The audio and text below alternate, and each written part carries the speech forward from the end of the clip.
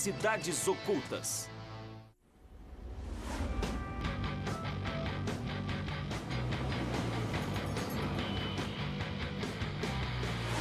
Sou Don Wildman e esse é o Coliseu em Roma, na Itália. 2000 anos depois, uma das maiores arenas esportivas da história. Durante 400 anos, o Coliseu sediou os mais diversos eventos. Grandes encenações de batalhas navais, quando inundavam todo o lugar. Caçadas de animais selvagens com feras de todos os cantos do mundo. Execuções públicas e, é claro, o ponto alto de tudo, combate de gladiadores. Eles eram as celebridades da época, verdadeiras lendas, mas suas vidas não eram nada glamourosas. Tudo o que sabemos sobre gladiadores aconteceu aqui na arena, mas há um mundo oculto que poucos conhecem. Suas origens, seu cotidiano e suas histórias ficaram perdidas durante milhares de anos, sepultadas no subsolo. No auge, a antiga Roma se espalhava por mais de 5 milhões de quilômetros quadrados e havia disputas de gladiadores em todos os cantos do Império, da Grã-Bretanha à Turquia. Para os guerreiros, os jogos significavam vida ou morte violenta, uma chance de conquistar a liberdade ou de permanecerem presos à escravidão. Mas em nenhum lugar as apostas eram mais altas, nem os jogos maiores do que no Coliseu, o coração da antiga capital romana. O Coliseu, bem aqui atrás de mim, era o palco onde os gladiadores eram astros, onde os romanos assistiam às lutas até a morte. Mas o espetáculo sangrento era, na verdade, o fim de uma longa jornada para muitos desses homens. Bem aqui, debaixo da rua, sob os meus pés, existe um túnel que leva os gladiadores à grande arena. Saindo daqui, um campo de treinamento, uma escola de gladiadores de elite, a maior do mundo romano, onde aprenderam a arte de matar e morrer. Em 1937, durante a construção da Via Labicana, operários encontraram as ruínas da Ludus Magnus, a mais famosa escola de gladiadores de Roma. Era um campo de treinamento para os melhores e mais fortes gladiadores do mundo. Como vai? Bem, é um prazer. Igualmente. Me encontrei com o perito em gladiadores Hendrik Day, que tem acesso às ruínas da Ludus Magnus. Ludus Magnus. O que significa? A grande escola de gladiadores. Então, aqui seria a primeira divisão dos gladiadores. Basicamente, era prático ter a escola perto do Coliseu porque os gladiadores podiam ir direto dos alojamentos para o local da luta. Durante quase 2000 anos, este lugar ficou soterrado por séculos de sujeiras e destroços. Mas em 1937, operários encontraram a Ludus Magnus. Fantástico. Primeiro você. Muito obrigado. E arqueólogos tiveram de escavar quase 23 mil metros cúbicos de terra no centro da sexta maior cidade da Europa.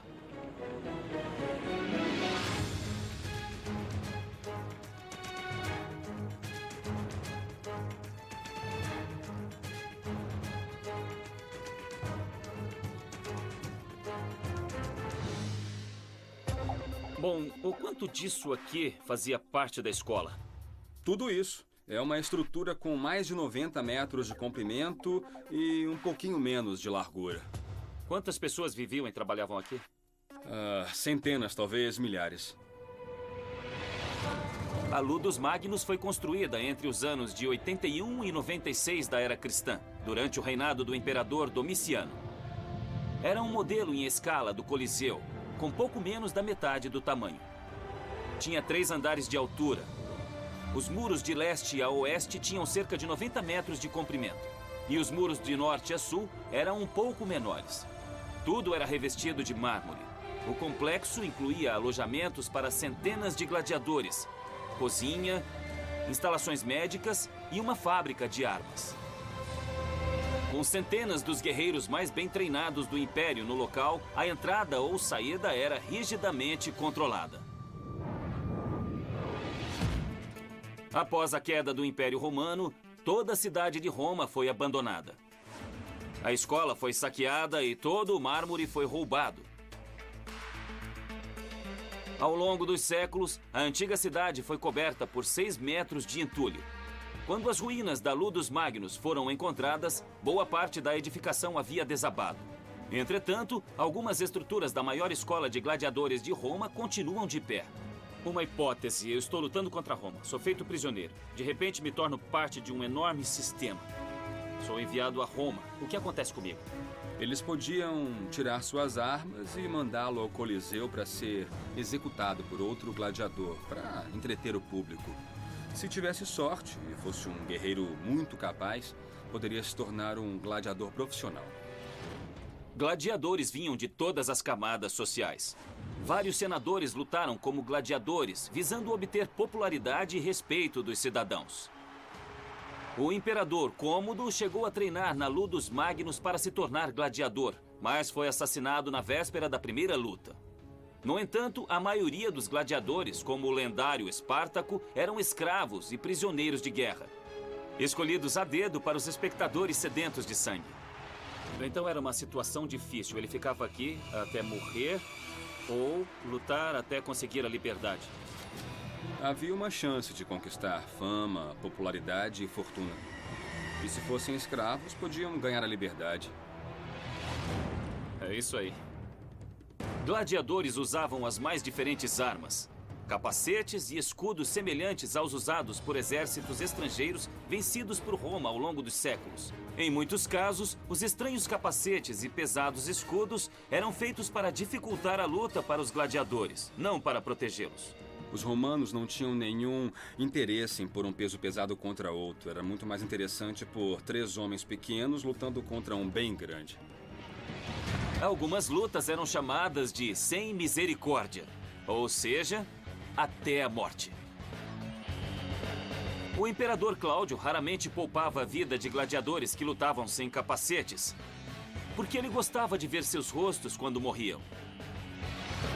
Mas se um gladiador morresse, seu agenciador recebia uma compensação de até 100 vezes o valor do combatente. Assim, muitas vezes, eles eram poupados. Esses degraus são originais? São sim, são degraus originais que levam à arena. Sei. Bom, estou vendo o desenho circular, esse formato aqui. E ele continua debaixo da rua. Estou no meio da arena. Isso. Então, estamos vendo uma versão em miniatura do que acontecia no Coliseu. Na arena, os gladiadores praticavam o uso de armas, força, resistência e habilidade. E embora nada os preparasse para o caos no Coliseu, o treinamento na Ludus Magnus era a melhor chance de sobrevivência. Gladiadores eram basicamente prisioneiros nessas escolas. Do palco ensanguentado do Coliseu, através do túnel escuro que levava a seus minúsculos alojamentos, e do duro regime na Ludus, esse era o mundo dos maiores atletas de Roma. Era um misto de campo de treinamento e presídio também. Até mesmo cidadãos livres escolhidos para serem gladiadores tinham de se comprometer por um certo número de anos. E antes desse período acabar, só havia um jeito de sair daqui. Esse jeito era saindo morto. À sombra da maior arena esportiva da história, e sob o piso do maior campo de treinamento de gladiadores, a Ludus Magnus, tivemos acesso às ruínas de uma estrutura abaixo da escola. Por meio de uma passagem pela rede de esgotos, vamos encontrar a entrada do antigo túnel dos gladiadores. Dá para descer ali? Eu acho que dá. Esta área pouco explorada era o piso térreo de uma antiga estrutura, construída 100 anos antes da Ludus Magnus. Você já desceu aqui? Eu nunca. Isso é demais. E ela pode nos dar uma pista da localização do túnel perdido que levava gladiadores da Ludus Magnus até o Coliseu.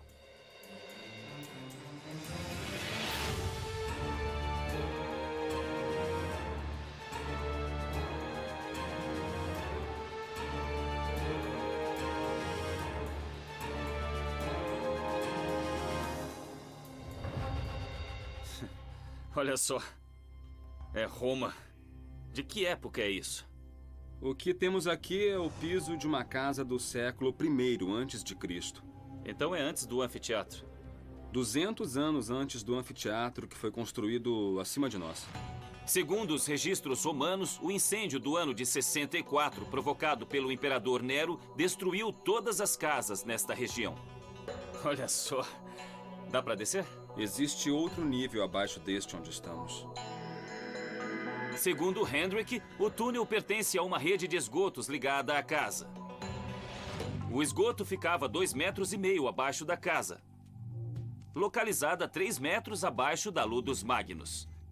É possível que a entrada do túnel que levava ao Coliseu esteja em algum lugar desse esgoto. Nessas horas nós temos que arregaçar as mangas. Este túnel é muito antigo e tá cheio de água e lodo.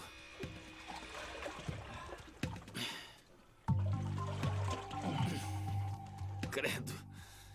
Que coisa mais nojenta. É. E a água tá molhando os meus pés. Isso foi construído entre 200 a.C. e 50 a.C. Embora o túnel ainda resista ao peso da rua acima, um desabamento impediu que continuássemos.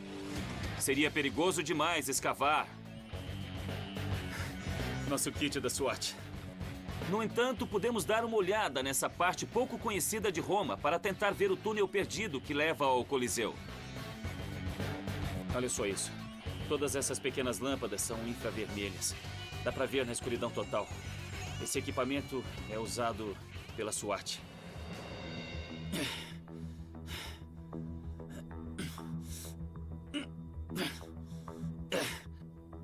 Estão vendo só? É isso mesmo, foco. É muito legal. É outra passagem. Diretamente abaixo da rua e na direção do Coliseu, havia uma entrada para outro túnel, mas os destroços nos impediram de continuar. Isso me deixa louco. E por mais frustrante que seja, eu acho que qualquer arqueólogo diria para mim que seria uma estupidez eu passar por aqui e essa coisa cair. E todos falam como se construía bem no mundo antigo, que nada desabava. Bom, na verdade eu acho que desaba sim. Se pudéssemos escavar isso aqui, iríamos achar o túnel usado pelos gladiadores para ir nessa direção até o Coliseu, um dos lugares mais famosos do mundo. Mas não dá para ir. Então, o mistério vai continuar. Mistérios sobre as vidas dos maiores lutadores da antiguidade estão sepultados por todo o submundo de Roma, sobretudo sob as grandes arenas construídas para transformar esse esporte sangrento num espetáculo grandioso e bizarro.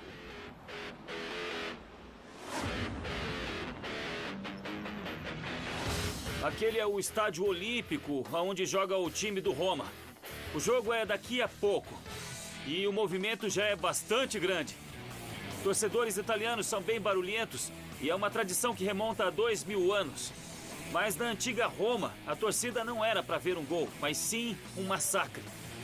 Enquanto o público lá em cima curtia o espetáculo, o cenário abaixo do anfiteatro era bem diferente, com um pequeno exército de técnicos e ajudantes, todos trabalhando junto aos gladiadores, criminosos condenados e animais selvagens, em seus momentos finais antes da morte.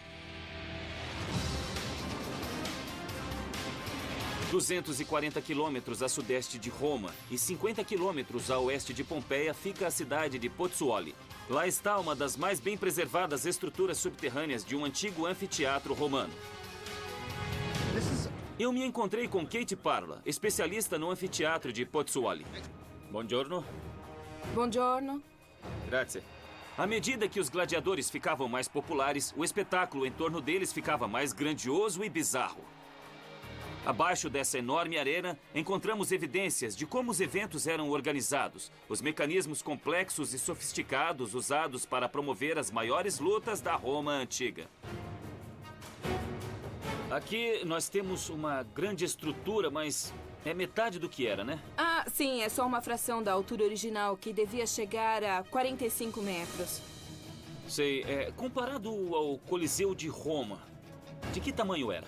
O Coliseu comportava entre 50 e 60 mil espectadores. A capacidade aqui era entre 30 e 40 mil. Como outras grandes arenas na antiga Roma, Pozzuoli foi construída tendo os jogos de gladiadores como objetivo. O próprio nome arena vem do termo em latim para areia, que era espalhada no chão para absorver o sangue dos lutadores. Olha isso. Estamos entrando no anfiteatro do jeito que os gladiadores faziam. Exato, essa é uma das entradas monumentais. Estamos num extremo do eixo longitudinal dessa arena Nossa. elíptica. Estamos no nível do palco. É um anfiteatro enorme, caramba. Esses buracos que hoje estão cobertos por grades de ferro, na verdade, eram plataformas de madeira. Eram alçapões ligados à subestrutura do anfiteatro. Quer dizer, então, que lá embaixo ficam os bastidores. Tem 2 andares e centenas de pessoas trabalhavam aí. Os outros gladiadores, animais selvagens e tudo Isso. mais. Então, aqui em cima ficava a torcida se divertindo com o espetáculo. E lá embaixo, as pessoas se preparavam para morrer. Gladiadores de cidades pequenas do mundo romano eram trazidos para cá e obrigados a lutar por suas vidas neste palco surreal.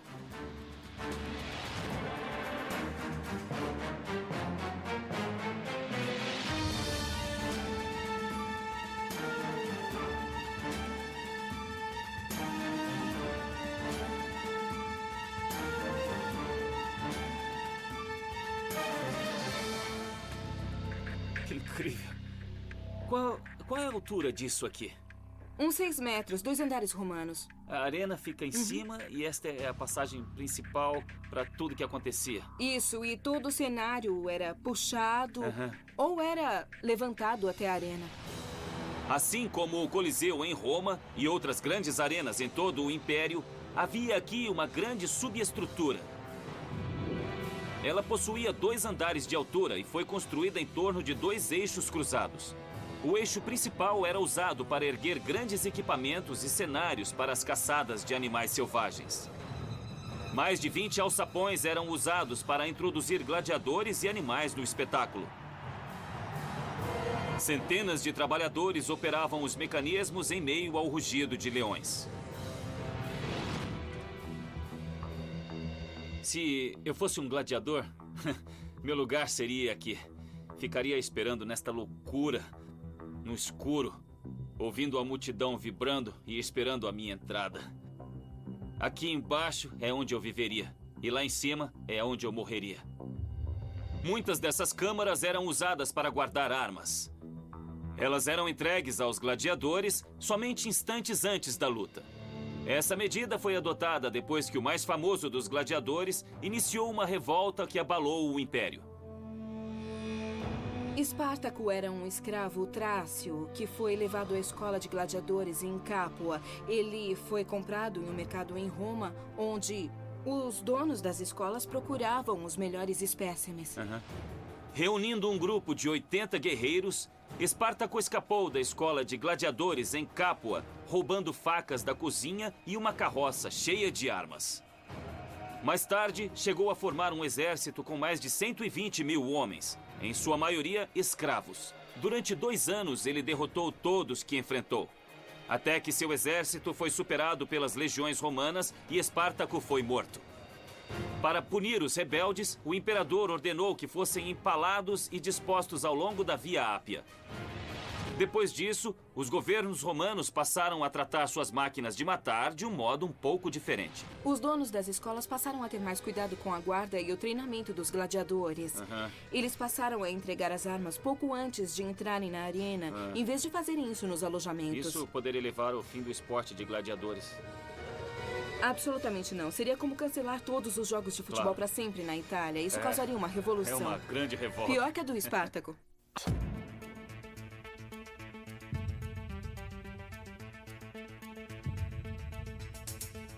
Nos subterrâneos do anfiteatro de Pozzuoli ficavam os equipamentos ocultos que davam vida ao impressionante e bizarro espetáculo das lutas de gladiadores.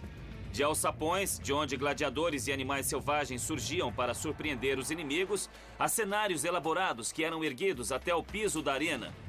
Essas áreas transformaram os jogos de gladiadores no maior e mais sangrento show da Terra. Estamos na parte inferior da estrutura e eles erguiam objetos enormes. Pessoas, animais, tudo até a arena lá em cima. Para isso, eles precisavam de um sistema de polias. E elas estão por toda parte. A coisa era bem complexa.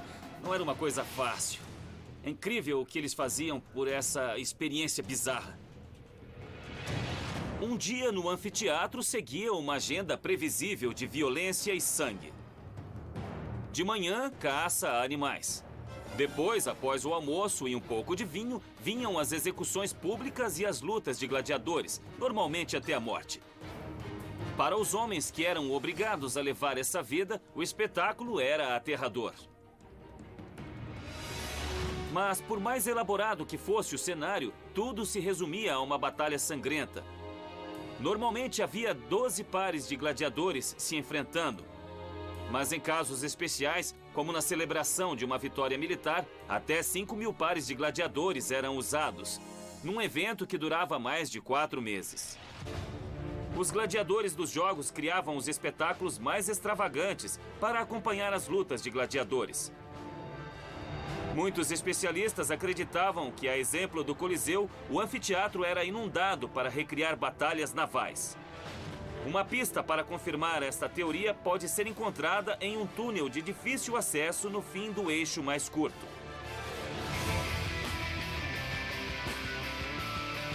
Este é, supostamente, o túnel que encheria o anfiteatro de água para as batalhas navais.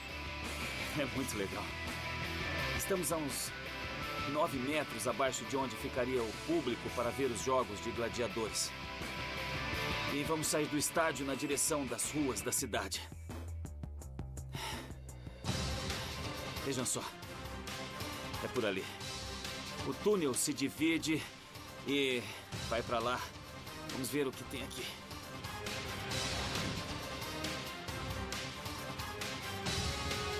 Estamos dentro de um aqueduto subterrâneo, feito para levar uma grande quantidade de água a um anfiteatro com 30.000 pessoas.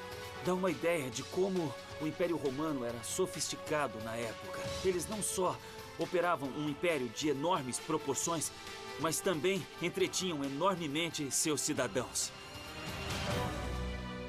Muito embora os jogos incluíssem batalhas navais, caças a animais selvagens e execuções, os gladiadores sempre foram os favoritos do público e os mais rentáveis.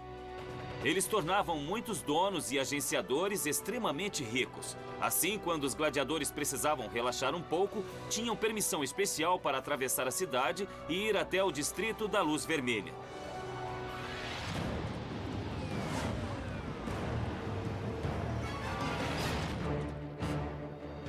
Eu me encontrei com um morador local, Antimo de Domênico, que vive na cidade desde que nasceu. Pozzuoli, ou Puteoli, como era chamada na antiga Roma, está localizada nos Campos Flegrei, uma zona sismicamente ativa que inclui o Monte Vesúvio, responsável pela destruição de Pompeia, e fica literalmente à sombra do vulcão Solfatara. Devido à movimentação constante do solo no local, as encostas começaram a desmoronar. Mas a destruição sísmica também revelou grande parte de uma cidade soterrada, incluindo o antigo distrito da Luz Vermelha de Puteoli. As ruínas da antiga cidade podem ser acessadas através da velha prefeitura. Entramos aqui? Sim, por aqui. Lá existe um bordel soterrado, onde os gladiadores encontravam um alívio temporário antes do destino fatal na arena.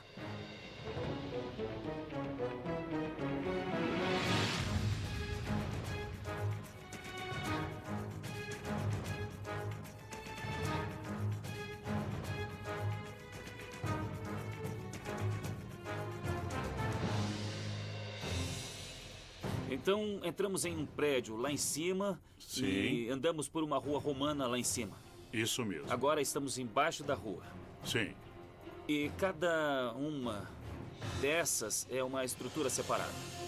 Em 90 a 95% dos casos, essa era uma área em que os gladiadores e outras pessoas vinham e podiam fazer sexo com as mulheres dispostas a venderem os seus corpos. Entendi, é o distrito da Luz Vermelha. Isso, exatamente. As ruínas de Rione Terra compreendem várias camadas de história ao longo de 500 anos. A primeira camada corresponde a um antigo bairro romano, incluindo ruas, lojas e casas. Esse bairro foi construído sob uma antiga cisterna dos tempos gregos. Quando ocuparam a região, os romanos transformaram as cisternas em porões, incluindo o bordel. O bordel tem o tamanho de um quarteirão, com cerca de 12 quartos.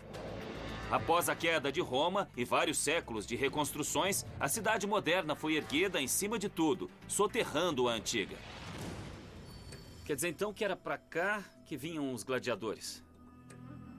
Sim, os gladiadores, é claro, também vinham aqui porque sempre eles corriam risco de morrer naquele dia ou no dia seguinte.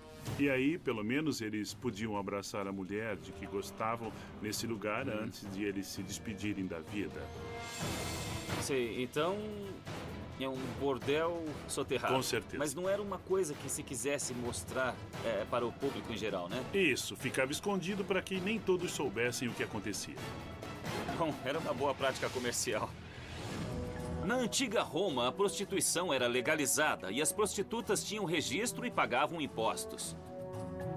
Muitas eram escravas e as condições nos bordéis eram extremamente insalubres. Muitas pessoas morriam em locais como este em virtude das doenças. Mas isso não impedia que homens de todas as camadas sociais frequentassem esses locais.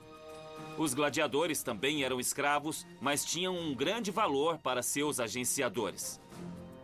E recebiam autorização especial para satisfazer seus desejos.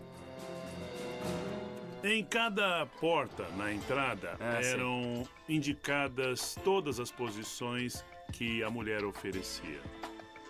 Posições? Sim, posições amorosas. Posições sexuais. Posições sexuais, Então exato. era anunciado... Anunciado na parede. Se quiser, eu faço isso. Sim. Aí você poderia escolher entrar aqui em vez de outro lugar. Esse lugar era a Las Vegas da região. Então, o que acontecia em Puteoli, ficava em Puteoli. Mas esse não era o único bordel da antiga Roma. Desenhos similares de posições sexuais foram encontrados nas ruínas de Pompeia. Outro quarto no extremo do bordel contém um desenho que, segundo o Antimo, foi feito na época por uma prostituta. É uma propaganda anunciando que gladiadores estavam entre seus clientes mais satisfeitos. Bom, dá pra ver aqui, tá bem fraco, mas tem um capacete de gladiador aqui. E mais à direita tem outro gladiador aqui. Dá pra imaginar que isso era um tipo de propaganda que elas faziam? Sim, isso mesmo. Ah, muito bem. Sim, eu tenho gladiadores entre os meus clientes. Parabéns, você está no mesmo lugar. Então, se eu fosse um sujeito comum andando por aqui, tentando escolher uma prostituta, e eu visse que ela tinha recebido gladiadores aqui, eu pensaria, essa mulher deve ser boa.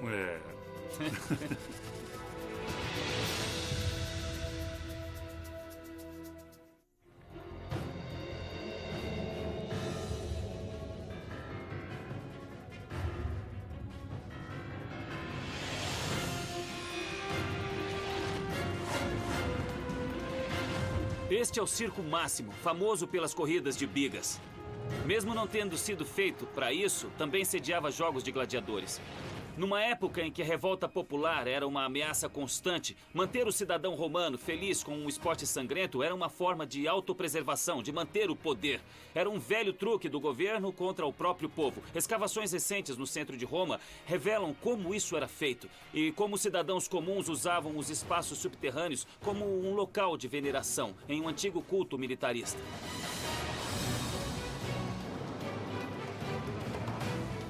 No centro da Roma moderna, me encontrei com Patrizia Sfligiotti. Bom dia. Ela é uma arqueóloga que passou 10 anos escavando as ruínas da Cripta Balbi, um antigo bairro romano em torno de um grande teatro com milhares de assentos. Isso? É uma amostra bem preservada da vida romana e uma pista para entendermos por que os jogos de gladiadores eram o passatempo favorito dos romanos. Estamos falando desse prédio e daquele ali. E esse prédio é uma embaixada hoje, né? Isso, é a Embaixada Brasileira para o Vaticano. Ah, entendi. O teatro foi construído em 13 a.C. por Lúcio Cornélio Balbo, assistente de Júlio César, para celebrar uma grande vitória romana. Era o terceiro maior teatro de Roma. Mas após 2000 anos de construções e reconstruções, a Broadway da antiga Roma foi soterrada pela cidade moderna. Vamos entrar.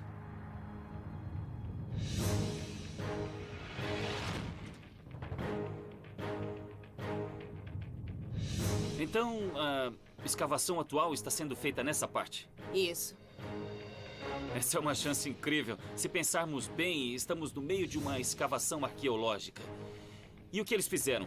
Cortaram uma seção transversal da história de Roma. Renascença, medieval, Roma antiga. Ali dá para pegar um ônibus na Roma moderna. Está tudo aqui.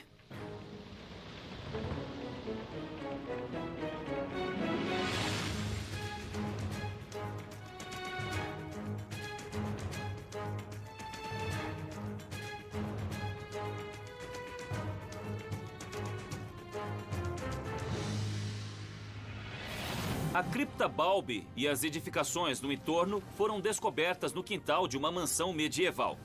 Quando os arqueólogos começaram a escavar aqui, em 1983, desenterraram uma grande parte da velha cidade. Na antiga Roma, esta área estava repleta de edifícios públicos, incluindo um centro de distribuição de trigo, onde os romanos podiam retirar trigo de graça uma vez por mês. Tudo fazia parte do plano imperial de manter os cidadãos sob controle, gordos e felizes. Os romanos tinham uma expressão interessante, panem et circenses, que significa pão e circo. Basicamente, davam comida e diversão à população. Com o aumento da violência no mundo romano, com guerras constantes e revoltas, a distribuição de comida e teatros como esse não mantinham mais a população feliz.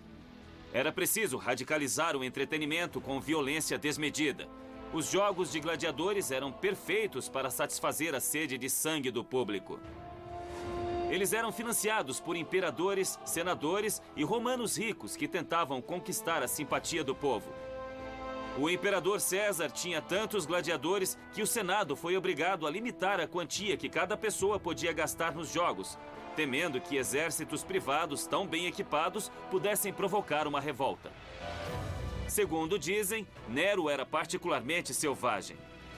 Combinando o teatro clássico e o esporte sangrento, ele promovia espetáculos em que o personagem de uma tragédia grega era interpretado por um criminoso condenado. Quando chegava a hora do personagem morrer, um verdadeiro carrasco matava o criminoso no palco. Mas enquanto alguns romanos iam ao Coliseu para sua dose diária de violência, outros buscavam o culto religioso. Mais adiante na escavação, à sombra do antigo teatro, foram encontradas evidências de uma sociedade secreta. No extremo sudeste do sítio de Cripta Balbi, em frente ao teatro, ficava o santuário de um culto misterioso frequentado por guerreiros romanos. Que lugar é este? Este era um santuário ao deus Mitra. Deus Mitra. Então, durante o século III, esse espaço atrás da Cripta Balbi foi transformado num santuário dedicado a esse deus persa. E aqui eles matavam o touro, que era um dos... Sim. Então era feito um ritual de sacrifício. Isso, um sacrifício ritual. E eu acho que aquele buraco no chão devia ser a chamada Fosca Sanguinis, o local onde eles coletavam o sangue do touro sacrificado. Assim como muitas religiões exóticas na antiga Roma, o mitraísmo chegou com o retorno de soldados que haviam lutado no Oriente. O principal motivo era o fato de Mitra ser considerado um deus invencível. E essa ideia combinou com a ideia do soldado romano invencível, compreende? Em virtude da devoção despertada entre os soldados, o culto alcançou camadas mais altas da sociedade, tornando-se popular entre senadores e até imperadores. Dizem que os imperadores, Nero e Cômodo, que sonhavam em ser gladiadores, eram adeptos do mitraísmo. A religião era tão aceita pela sociedade que quando o imperador Constantino adotou o cristianismo no século IV, incorporou à religião muitos símbolos e rituais do mitraísmo, inclusive tornando o dia 25 de dezembro, aniversário de Mitras, a data de nascimento de Jesus. Esta era uma área de sacrifícios no interior do templo. E havia essas superfícies planas aqui, onde os fiéis se reclinavam durante o ritual. O deus Mitras incutia em seus adoradores um sentimento de invencibilidade. E isso deveria ser muito atraente para os gladiadores, cuja existência era uma questão de vida ou morte.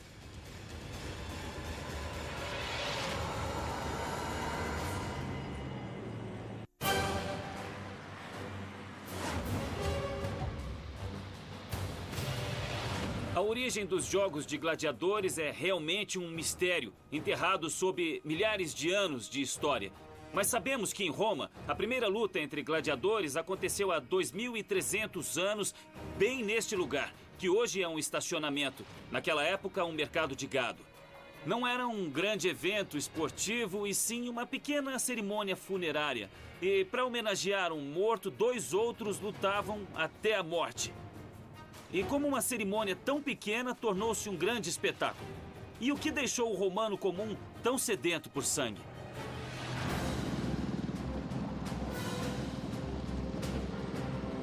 Para descobrir a origem dos jogos, fui me encontrar com Saskia Stevens, especialista em ritos funerários romanos na Via Ápia, a maior e mais importante estrada do mundo antigo. Isso. Foi nesse mesmo lugar que o exército romano exibiu os gladiadores mortos após a revolta liderada por Espartaco. Então essa é uma das estradas originais de Roma? Isso, é uma das principais artérias que ligava Roma ao sul.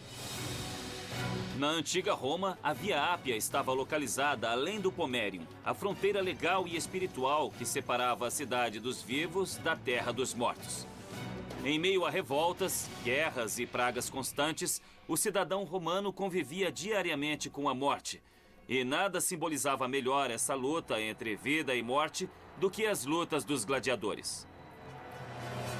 Tem túmulos praticamente dos 2 lados da estrada. Essa estrutura aqui é um túmulo. É.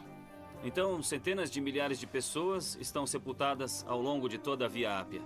Isso, exatamente. Saskia vai me levar até o columbário de um escravo romano que foi libertado e se tornou um cidadão proeminente. Um homem chamado Pomponius Hylas.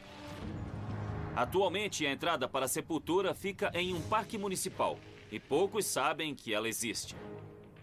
Na superfície não vemos nada. Sim. Foi feita uma casinha para preservá-lo, mas lá embaixo é um túmulo magnífico. Por toda a parte, fora dos limites da cidade, existem túmulos, sepulturas e tudo mais. Muitos ficam na superfície. Nesse aqui é preciso descer. Muito bem. Vai na frente. Isso. Cuidado com os degraus. Não são usados há algum tempo.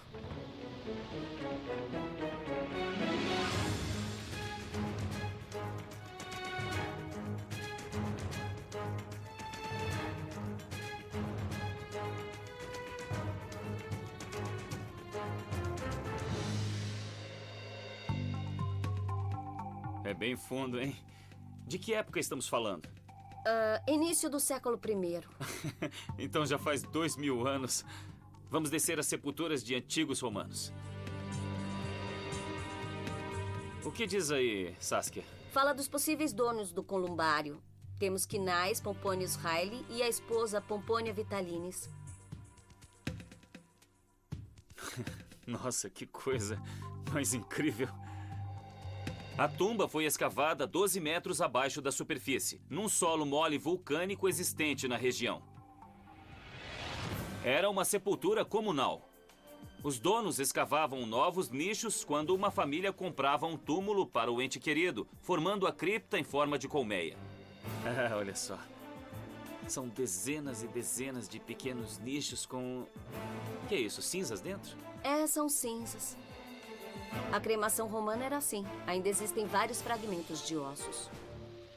Os romanos costumavam cremar os mortos, mas antes de pôr o corpo na pira funerária, eles realizavam ritos extravagantes para homenagear o falecido. Segundo Saskia, foram esses ritos que deram origem aos jogos de gladiadores. Eles chamavam de jogos funerários. Sobretudo se fosse uma pessoa importante. Quanto maiores os jogos, maior a pessoa. Exatamente. Certo. E esses jogos incluíam lutas de gladiadores também? Isso. O interessante sobre as lutas é que se tratava de vida e morte. Sei. Então, tem um cruzamento do mundo dos vivos para o mundo dos mortos. É uma provocação, como chamar a morte para buscá-lo, mas você precisa lutar pela vida se quiser sobreviver. Então você acha que isso mostra como essa cultura tinha ciência da própria mortalidade? Claro. E por este motivo precisava ver isso ser praticado diante deles? Pode ser, Na sim. forma de um jogo? É. Os gladiadores também eram sepultados de acordo com o status. O enterro dos mais importantes era pago por uma espécie de sindicato ao qual todos pertenciam. Outros eram simplesmente jogados no rio ou em uma cova comum com outros gladiadores. Isso era o que acontecia a alguém da classe média alta. Quem tinha status social, dinheiro, respeito, terminava aqui. E isso é bom. Mas se você fosse um senador ou um imperador, imagine então como seria. Haveria orações, celebrações, desfiles. Haveria até jogos de gladiadores. Para os romanos, que tinham uma expectativa de vida de 25 anos, a morte estava em toda parte. Por isso, não surpreende que os violentos jogos de gladiadores tenham nascido de simples ritos funerários e se tornado o maior espetáculo do Império Romano.